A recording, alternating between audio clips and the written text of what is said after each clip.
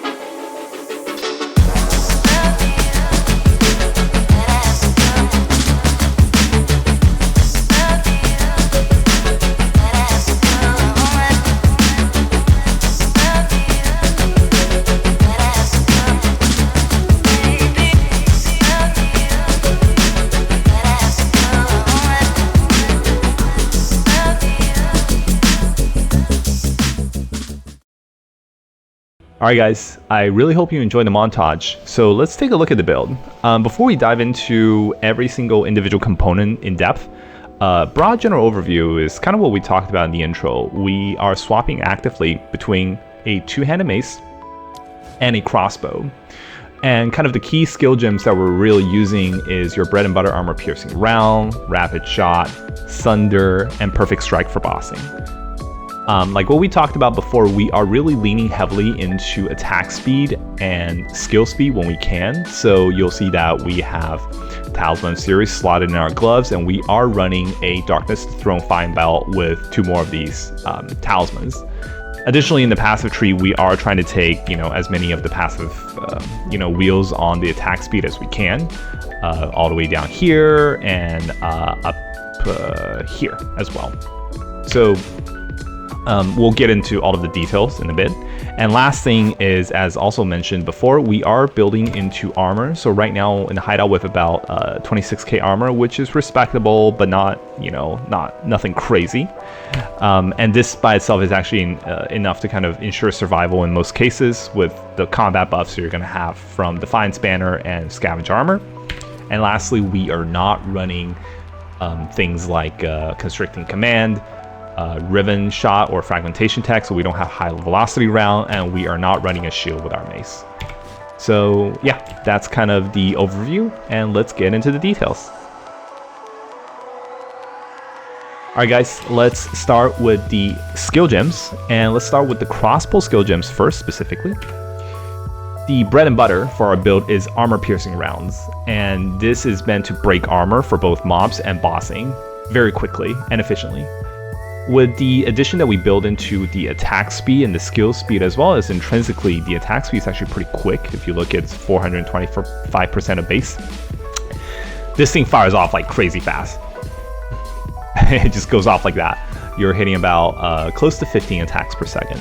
You can stack up a little bit more as you want, but you're always sitting on that trade-off of how much you want to invest versus how much you feel comfortable in terms of using this skill during gameplay. So I'll let you make that decision. For myself, I think around 14.7 is good enough. The support gems that we're putting in there, rapid attack, goes without saying we're leaning into the attack speed kind of build. Brutality, this just gives us more damage. One thing to note is that you really want to make sure that your crossbow is all fizz damage. It does not have any elemental damage, otherwise this gem is going to cut it off. So, you know, always do a quick sanity check, take this off and put this back on.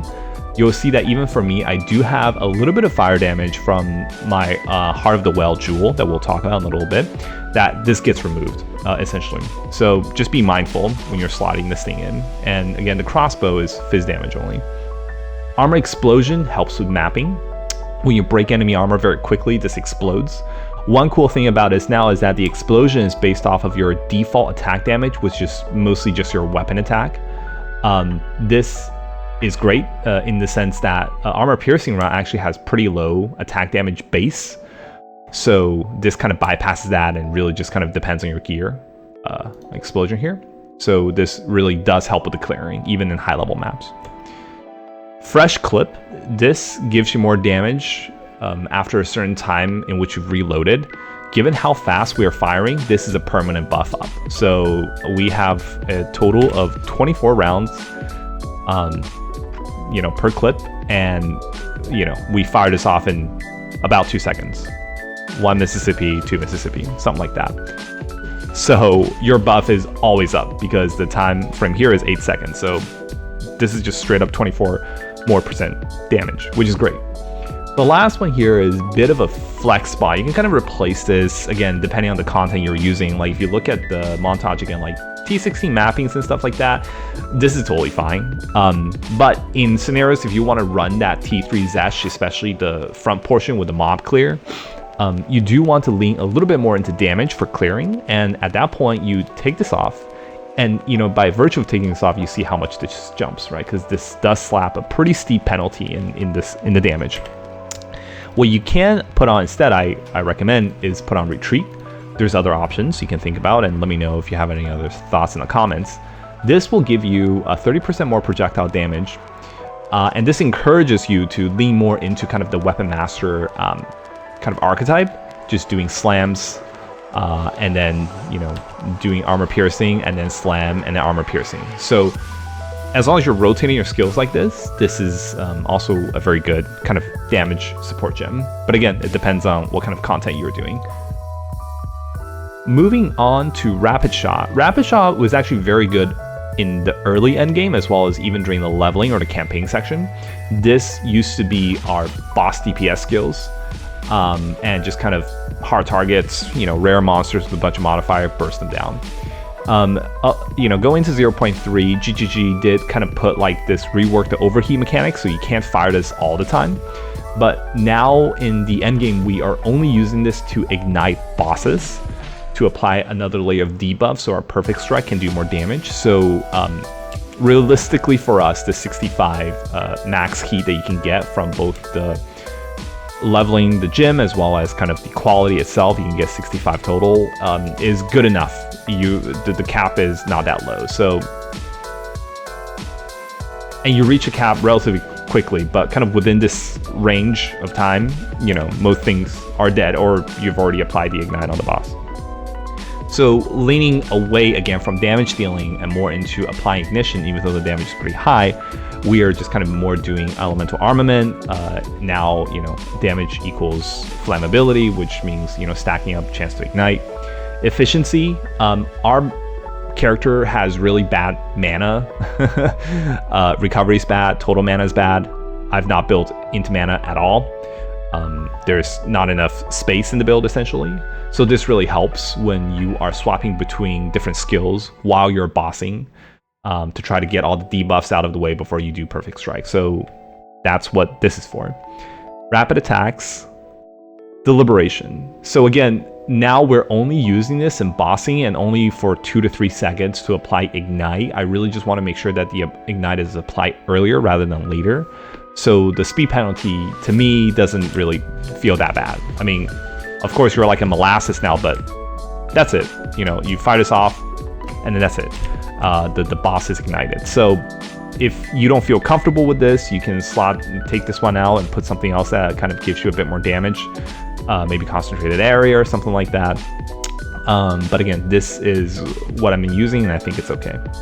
And this one, fresh clip, kind of a similar idea, but it's a little bit trickier here because generally, even if you have 100 in the clip, you overheat before you need to reload. So realistically speaking, you can also find another gem that gives you a bit more damage, or maybe you can put Eternal Fire, I think, or Flame is the one where it extends your ignite duration.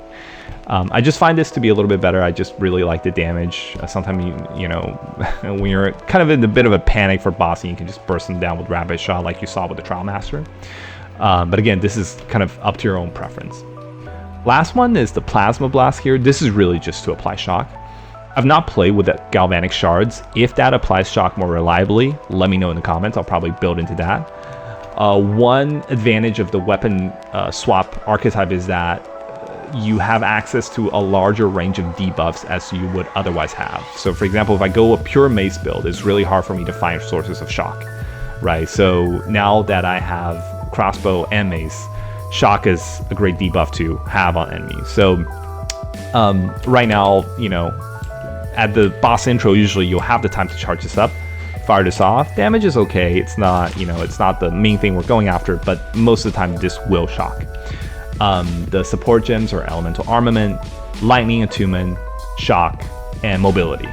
This allows you to kind of position yourself better when you get into the boss arena to avoid any kind of initial telegraph moves that they might have, like Arbiter or the Trial Master.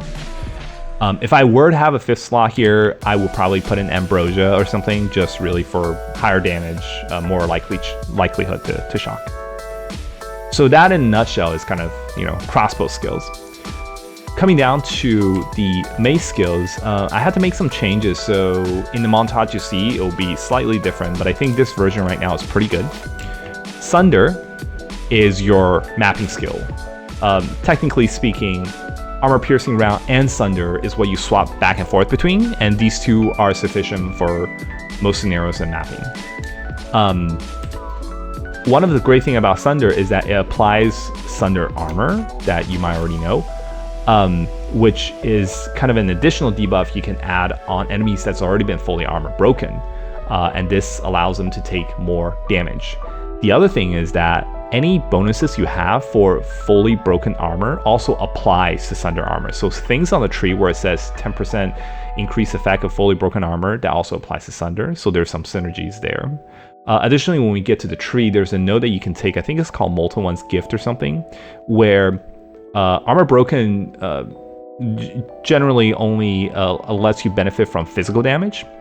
But now with that node in the passive, it also applies to, the bonus also applies to fire damage. So this is the same case as Sunder. So, you know, there's again a bit more synergy when you armor break with your armor piercing round, then you Sunder them, and you go in for attacks like Perfect Strike, where most of the time it's more fire damage than physical damage.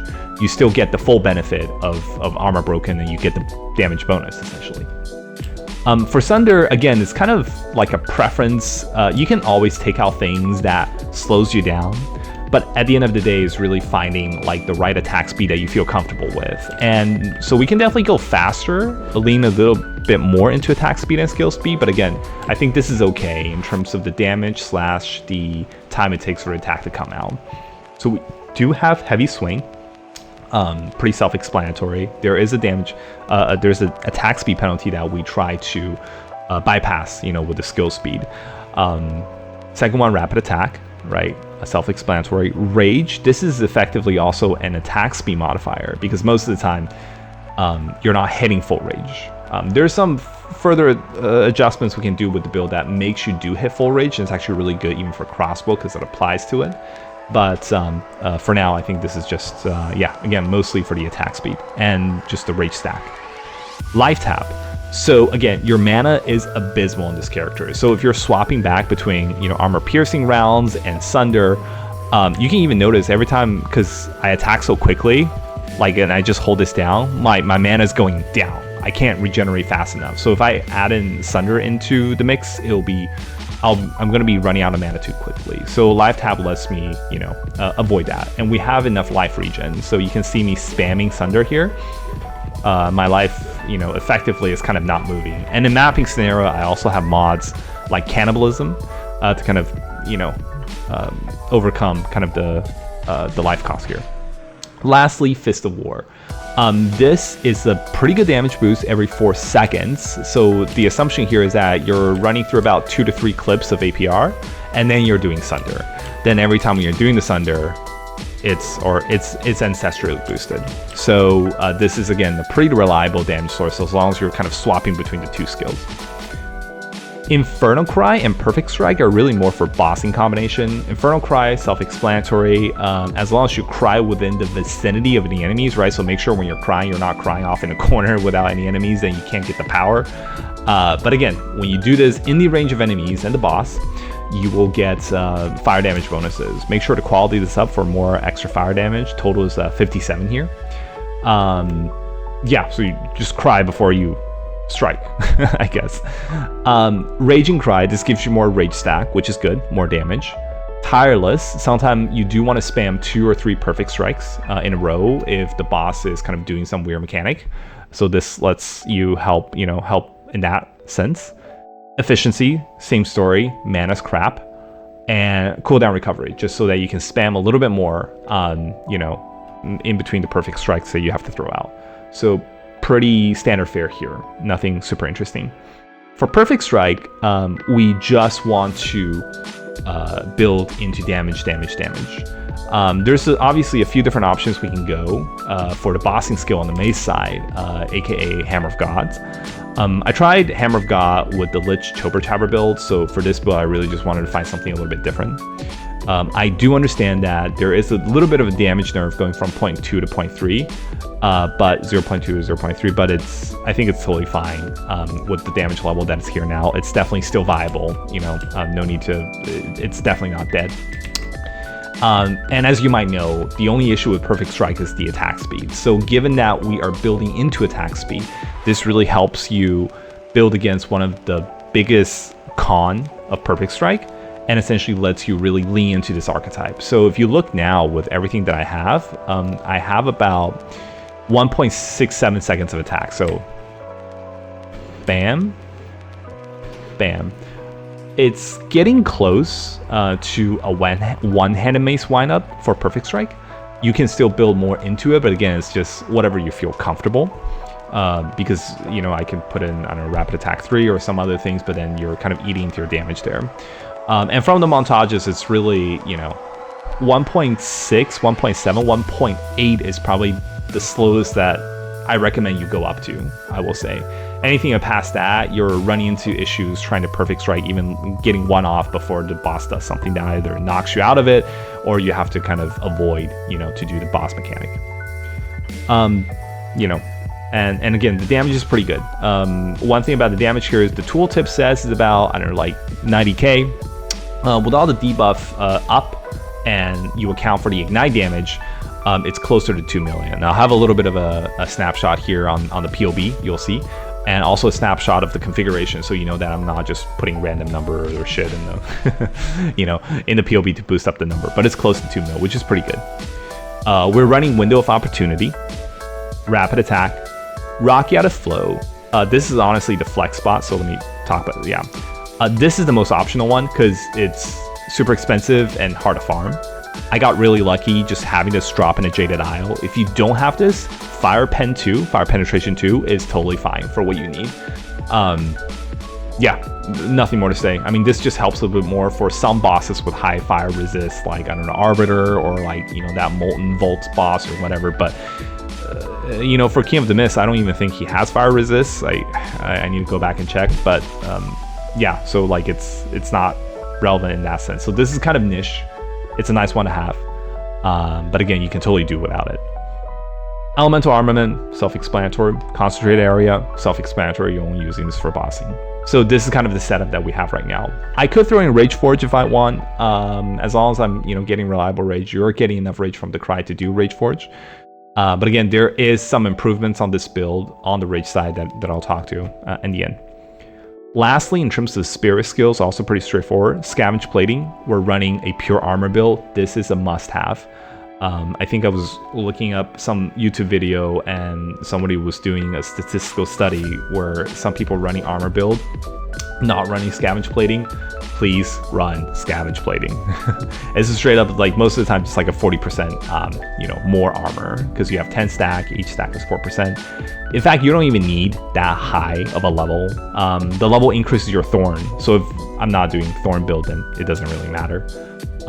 Quality for seconds, do add this up, you know, just kind of going from pack to pack, you have that buff up. Vitality too, this is really expensive for spirit, but again, this is really great for regen.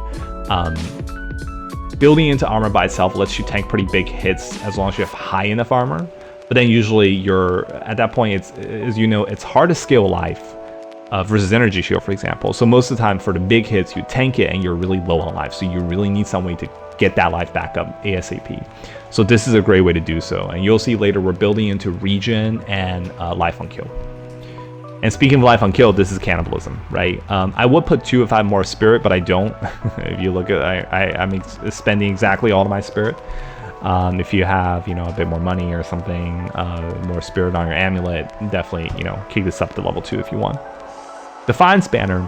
This is a choice between Defiance Banner or Charge Regulation. If you want to run Charge Regulation, all you do have to do is do this, spec a little bit more into Intelligence, and probably here Armor Piercing round, replace, I don't know, maybe Fresh Clip or maybe Armor Explosion with Armor Break 3 that lets you grant Endurance Charge.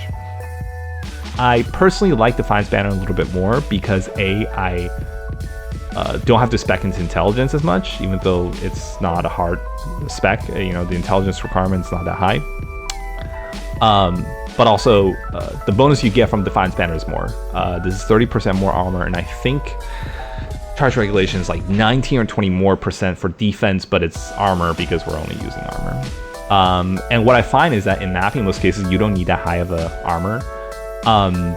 With Scavenge Plating, Defiance Banner, and your base armor of 26k, Dream Mapping, you run up to around 46k, close to 50, but not quite there yet. So that's enough to tank, again, most builds, but that'll be mapping, right? Keep that in mind. So in bossing, you're actually more likely to be sitting at 26, if not 30k, because maybe you can have a few stack of the Scavenge Plating, but Defiance Banner, slap it down, you know, when you can, but you'll see in the footage sometimes I just forget. Or sometimes you need to do mechanics, so you need to run out of the radius. So again, this is really for Breach, for Ritual, or for Abyss, where you need to stand at the same place for a little bit while to kill things on the ground. And again, this is more for builds that you're not just blasting through the map at all times, right? So that's why I'm going with this. Darusso's Passion, Magnified Area, and Prolonged Duration. So this is what I'm slotting in here, and it's been working okay. So that is the skill gem side of the character. Going into the passives first, let's go through the passives first, and then we can talk about the gear. Let's start with the Ascendancy. Ascendancy, pretty straightforward. It's a Weapon Master build. We need to take Weapon Master.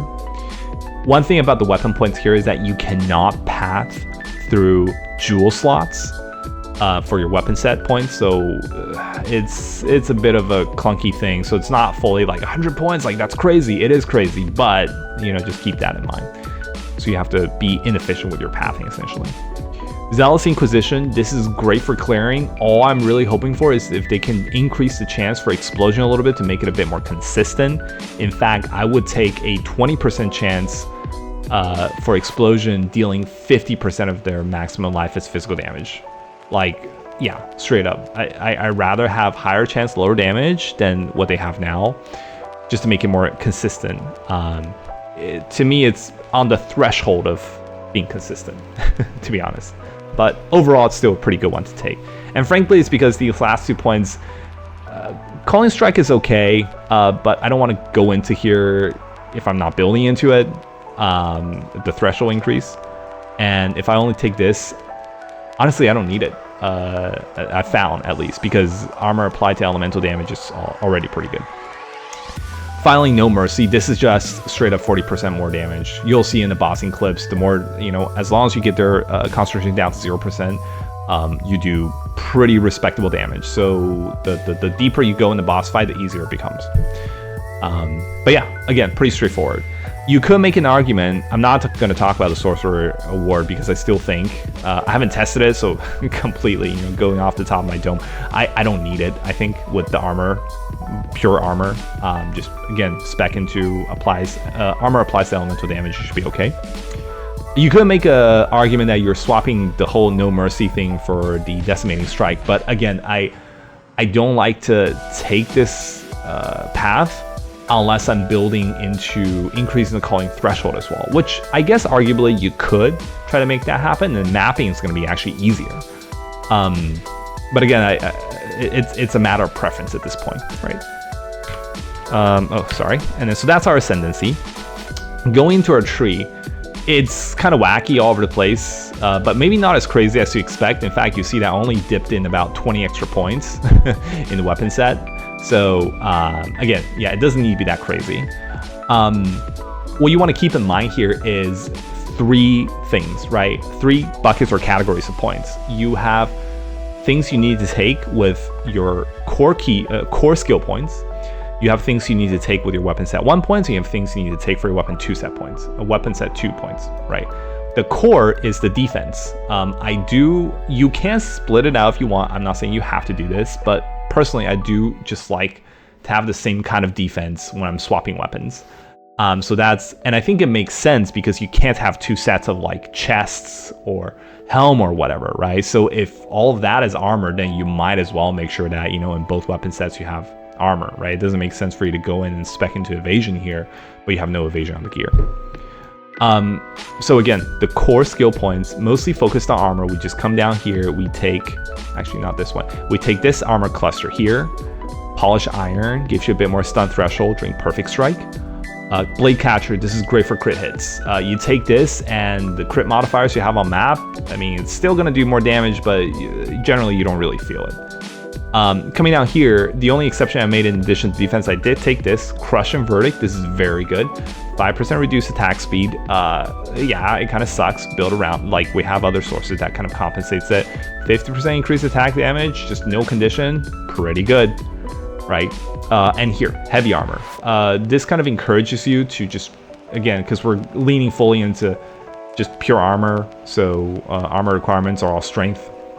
Gives you a good armor bonus, and then more armor, and armor applies to elemental damage. I think total we have about let's see, I don't know percentage, like obviously more than 100%. I don't know, like 120 or 130 or something like that. It's enough. You can build more into it if you like, but again, this is a very good node, so take this. We're gonna come back to this a little bit. This is also a good defense to have. We are doing Iron Reflex. This is kind of a trick that Carnarius showed in his armor stacking video. You can essentially come down here. These 2 nodes are a little bit wasted, but 12%, it's fine. You come down here, you have a full armor glove, and then you get the same amount of evasion, but then that evasion then get converted back to armor. So you're doubling the amount of armor that your glove gives. So that's pretty good, right? So it's kind of a trick you can do there. And then for Giant Slayer, like at some point I realized that mapping is fine, but I really just wanted to, shorten the time it takes to kind of kill certain pinnacle bosses. So I've kind of taken this for both weapon sets. Coming back to here, this is kind of what I was talking about, Molten One's Gift. We are breaking armor with crossbow, and we're mostly taking advantage of the fully armor broken debuff with weapon set 2. So frankly, this says fully broken armor effect also applies to fire damage taken from hits. I really don't know if I only allocate this to 1 set of weapon, either weapon set 1 or weapon set 2, if it's going to work as intended. If you know in the comments, let me know. I could also probably do some testing later to figure this one out, but just being conservative, I've kind of made sure that this is in the core skill points. So to really make sure that this works, so that if you break armor on someone and you sunder armor on someone, your perfect strike or rapid shot or whatever is dealing the extra damage as fire damage taken from hits, right? And also you get a pretty good fire resist there, helps with gear stacking a little bit. The jewels, and again, the way, really the core skill set is dictated by, again, like the armor that we want to take, as well as some of the armor breaking nodes and the giant slayer nodes we want, as well as the jewel slots. So we don't have the most number of jewel slots, but I think we have enough. We have 4 actually, so it's pretty good. Jewel slots, pretty straightforward. Look into armor, region, and global damage. The banner one is a nice one, not a must-have. Totem is wasted. You could also spec into crossbow and projectile a little bit, but this only benefits one set versus global physical damage, which should benefit both. So I probably need to swap these out at some point. Same goes for here. Reload speed, projectile damage, damage with crossbow. I can probably swap these 2 out. So some inefficiencies here. And I did spend a bit of money to buy this one, Heart of the Well. The key things we're looking for is actually increased armor from body armor. We are running a pure armor body armor, so this is really helpful. Gain extra damage, is extra fire damage. This is really good for perfect strike. But if you're slotting brutality on your APR, armor piercing round, this is not going to apply, right? So just kind of be mindful of what you're optimizing for. If you want to build more for clearing or more for bossing. In our case, I'm leaning a bit more into bossing, so I'm taking this extra damage for perfect strike. Flask and life regen are also pretty good. Flask effect is actually pretty interesting, again, when we get to like what we can further optimize in the build, the last section. Okay, so that's the core. Weapon set 1 with crossbow, very straightforward. Attack speed, and accuracy. And Falcon Dive. So weapon set 1, we are doing this attack speed cluster with dexterity and accuracy. We're doing this cluster here, Mass Hysteria, with attack speed. And we are taking this for dexterity and accuracy. We come up here for heavy ammunition, more projectile damage, a bit of attack speed decrease, but again, we have a lot of attack speed increase, so this kind of compensates, as well as care for aim, more damage, more accuracy. And it comes down here. So why are we stacking accuracy? Like, why do I care, right? And I'm taking actually more accuracy here. The reason is this: Falcon Dive, increase attack speed per 250 accuracy. So, when I say we're stacking for attack speed and accuracy, we're stacking for attack speed. That's it. And then we're doing more skill speed here. Skill speed, just FYI, is a more broader category of attack speed. So whatever skill speed increases, it also affects attack speed, obviously. But as you can see here, right, it also applies to Warcry and cast speed, right? So it's just, with respect to weapon set 1, just more attack speed. Going to weapons, and more damage and accuracy here. So same thing. When I get to level 93, I'll probably spec out here. For weapon set 2, spec into fire damage and ailment damage, right? With the exception is that I did, have a little bit more skill speed here just for that perfect strike, quality of life. The attack comes out faster. But if you really look, we're taking this burn away node, just more fire damage, more ignite magnitude. Fire Pen is kind of useless for Rocky Out of Flow. In fact, I would argue that you want to avoid Fire Pen, right? Because then you're inverting their resistance. But I will say, actually, someone in the comment let me know, Fire Pen doesn't modify the monster's fire resistance, right? So in that sense, if I invert it, like, do I get the full damage bonus, or is Fire Pen actually reducing my damage? I'm actually not sure. Let me know. But again, yeah, we're not really looking for Fire Pen, but we're just getting it if it's along something else that we want to get. This is also really good. Sigil Fire, that's why we need to debuff enemies with Ignite first. Increase damage against igniting enemies. And Burning Nature, more fire damage, more Ignite duration. This one's really good. This little tree here, Lasting Trauma. People take this even as like Chronomancers or other like Witch builds or Sorcerer builds who leans into fire damage. This is really good for Ignite. Take this. Reduce attack speed, we'll build around it, that's fine. And we are taking a little bit more here. Overheating Blow, Heavy Stun. If you do Heavy Stun, it's more damage, that's great. More Flammability, more Ignite, all of that. We don't need this. You can do this if, I don't know, if you don't have enough charm slots or something. And this one, more damage. I will arguably, maybe there's other nodes to take that's a little bit better, because this additional 5% attack speed is a little bit too much penalty, because we have this one, we have Crushing Verdict, we have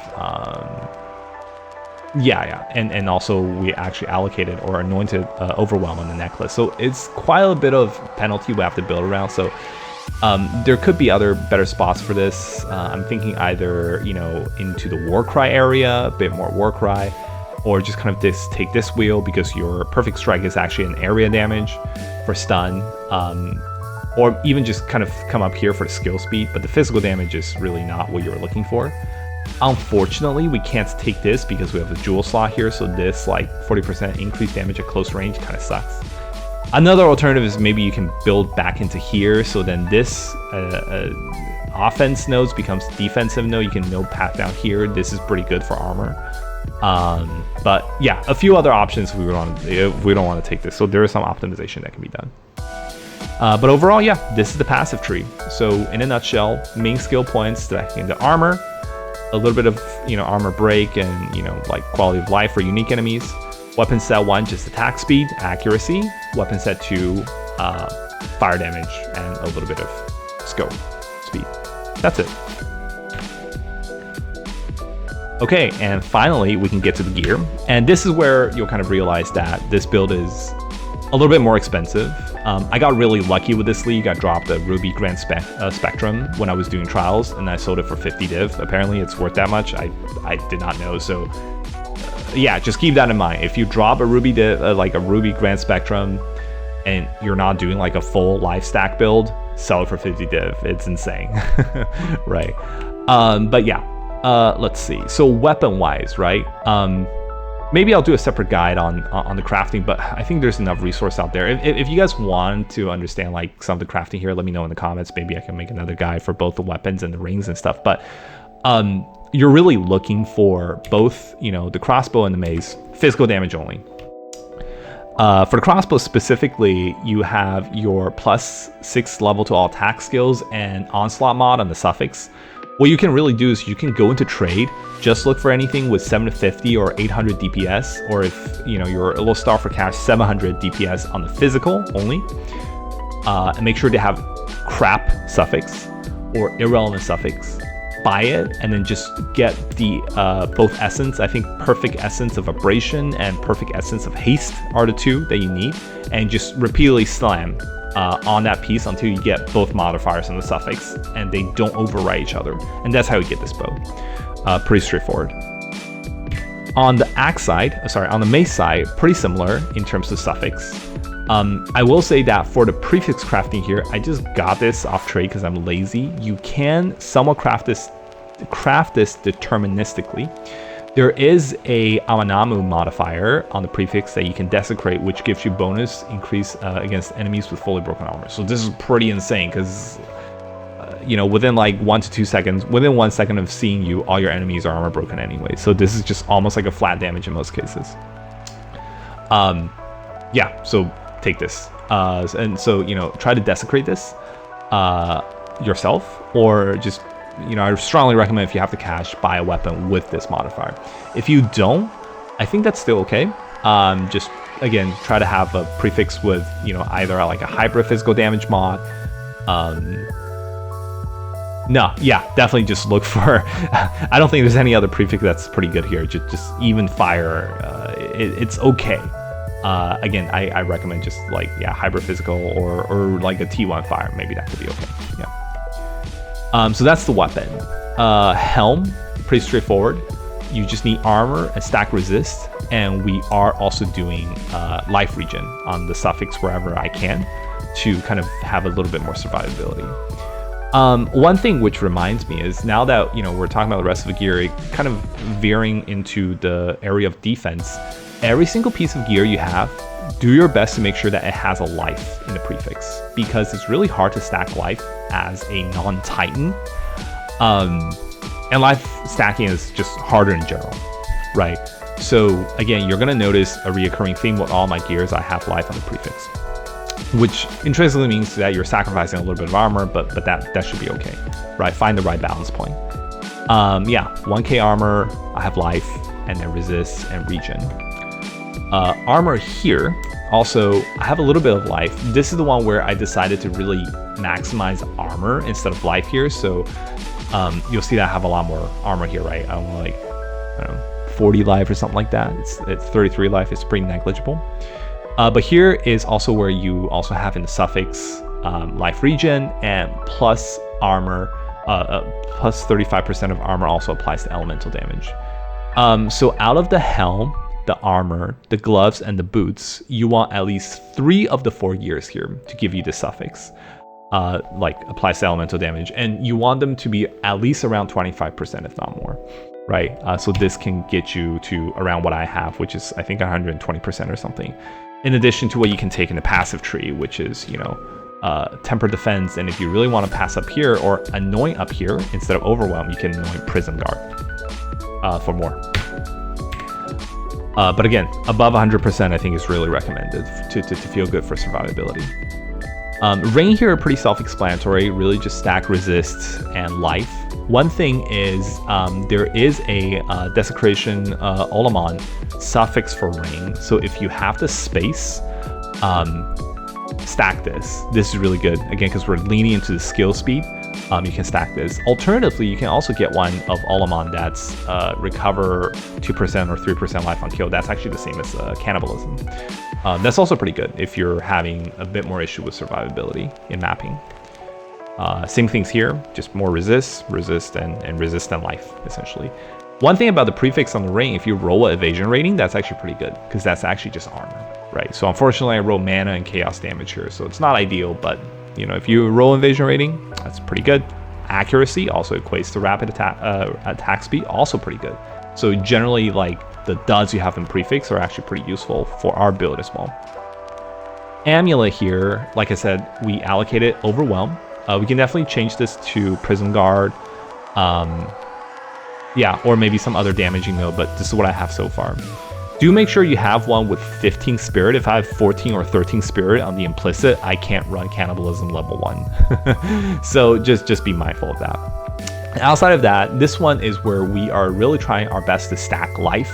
We have the flesh catalyst quality here for life modifier. We have life, increased percentage of life, and then armor. So there's no room for the global defense increase that you can get from the perfect essence, but I rather take life than that prefix at this point. And then the suffix is just chaos, like resist and resist. This one, honestly, I can probably replace this with regen or something. I don't think I need the dexterity. Coming down, and a quick comment about the sockets. Let me talk about it in the end, actually. Yeah. Coming down about glove, also pretty self-explanatory. Life, resist. You can get into attack speed on the suffix if you have enough room. I don't, but that's another place where you can stack attack speed or skill speed. Otherwise, pretty self-explanatory. Try to make sure, I know you want to get life here, but try to make sure that your armor is not too low, because again, leather-bound gauntlet on your passive, so you're doubling the armor here. So the more you have, you get double the amount, right? So that's also pretty good. And also here we're doing increase in attack speed. Boots, same thing, 35% movement speed. You probably want that because your penalty from movement from the armor is pretty big. So you know, you want to build against that. Everything else is what we talked about with a little bit of life regen. Belt is kind of a pain point, to be honest. The belt itself I got for 1 annul, so it's not cheap, but it's not that expensive. In retrospect, I should have gotten one with 2 charm slots, but what are you gonna do? The Talisman of Sirius right here, so you have to get one, essentially, that the socket item method is glove. Don't get one that's armor or something else, then it doesn't work for this build. You wanna get one for gloves, and you wanna get Talisman of Sirius. So I have 3 Talisman right now. Each one is about a little bit over 1 div, I think, last time I checked. So it's not cheap. But it's not that expensive, right? Okay, well, last time I checked it was 1.7, now it's 2. Okay, well, all right. But it's around that ballpark. So the budget version of this, by the way, is you don't have the belt, you don't have this attack speed, and it's really the runes, right? Even Jaquani here. That's pulling up the cost. So if you don't have these things, you can still go like the standard fare with the iron rune or whatever. You will be able to do T1 contents quasi juice T16, maybe a little bit of T2 Pinnacle, but again, that's kind of the ceiling, right? If you want to do a budget version, which is still possible for sure.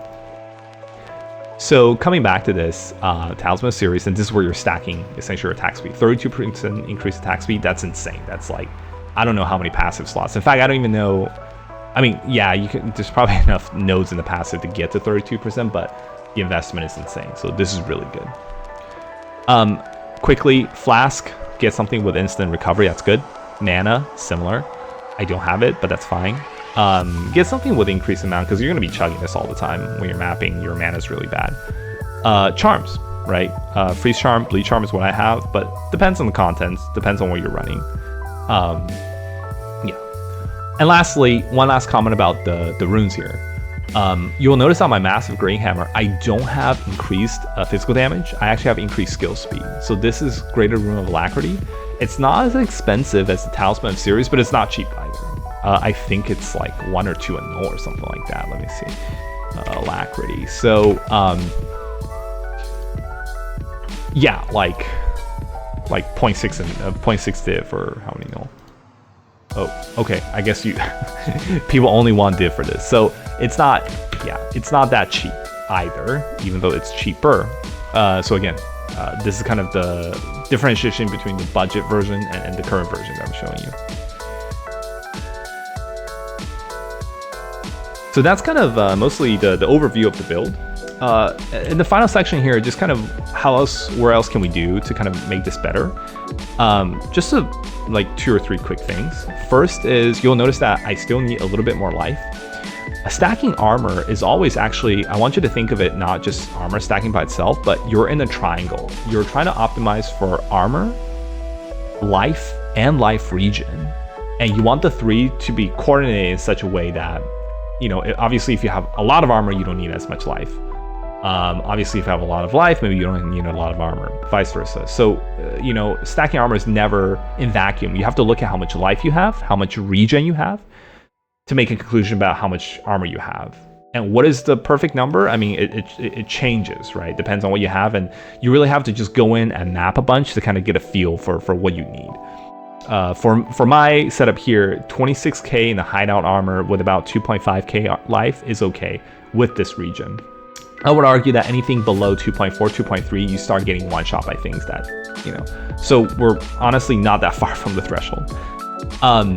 And that's why I think my next thing, you know, I could pay for it, but I don't know why it's, I kind of get why it's so expensive, but I'm just farming Chaos Trial for this. Another Soul of Jaquani, right? Slap this on, I can probably get to around like 26, if not 2700. Just give me a bit more buffer. That's the first thing I do to improve. The other thing is like a long stretch goal is these gloves exist apparently in the game, but for us, it might as well not. Rage gloves, 175 div, right? I mean, to us, it might as well not exist. By the way, these drop from the Corrupted Nexus boss. Only the Skittermine boss, like if you ever played Dune, it's like the spider bot, you know, with the spider thingy. So that's the only place it drops. So if you really want this, you don't have the money, farm Corrupted Nexus. I know it's kind of a pain, but what this gives you, it gives you permanent rage stack. You can build around the life degen. That's not a problem at all, and it actually gives you chaos resist and attack speed. So all really good. And evasion rating turns back into armor, right? So you take a little bit of armor penalty, but that's totally fine. This lets you, if you have this, you can go back into the tree and build a little bit more into the battle trance here. You can stack up to 44 or even more rage. Then you can turn this into a time loss jewel with a huge bunch of bonuses. That's a huge, you know, but because you have like time loss bonus, like 1, 2, 3, 4, that's 4 notables, right? If you want to go all the way up here, that is. It's a ton of bonus you can get. That's a stretch goal, right? One thing you can kind of try, and this is what I'm trying here, you could, Cheap Man's version, Dreamcore covered this in his video, you can do Blood of the Warrior and just treat this game like StarCraft 2, where you're just making SCV every 17 seconds or 10 seconds. Every 10 seconds you click 1, you click Health Flask, you click Health Flask, and this is up, right? And you can stack rage that way. because when you're using this flask, you don't lose rage, and you gain rage when you hit by enemy, and the effect does not stop when you have full life, right? But obviously then it's hard to still keep this up during bossing, and you don't have a oh shit panic button anymore when you get on ground effect or something like that. So try it. I tried it. It's kind of jank. It kind of works. Again, just depends on how many buttons you want to click per second. Essentially, what's your APM or how much APM you want to put into this game, right? While you're mapping, you know, or playing or whatever. So this is a cheap man's alternative for peasants like us, right? That we don't have like, I don't know, 175 div in the bank to burn. But yeah, so that's kind of the overall build. So that kind of takes us to kind of the end here. I think overall this build is really awesome. There's still some optimization I still want to do. I'm not sure if I'm going to keep making videos on this unless you guys want to see more on this class, or even just, you know, some of the crafting stuff, like how I get triple res on the ring. It's really straightforward now with life, actually, pretty deterministically. Let me know. I can make like a quick crafting video or something like that. Otherwise, probably next, I'm kind of torn between like on-arm Acolyte Chayula revisit or something with volatility. I know super jank, but I think there's some potential there, or even just like a warrior version of Chober Chopper, because I know I previously mentioned I'm not gonna do another Chober Chopper until they get some like Druid class out or something. But the armor, man, like the armor in this league is sick. Like, they did a really good job with the armor, so I might try that as well with a hulking form. I think you can get pretty far even with less spirit. But yeah, we'll see what you know, I feel like doing the next league. But I'll definitely have some content coming up, you know, after this as well. Any other comments or, you know, recommendation, let me know. Until then, I'll talk to you all next time. Thanks so much for your support, and cheers.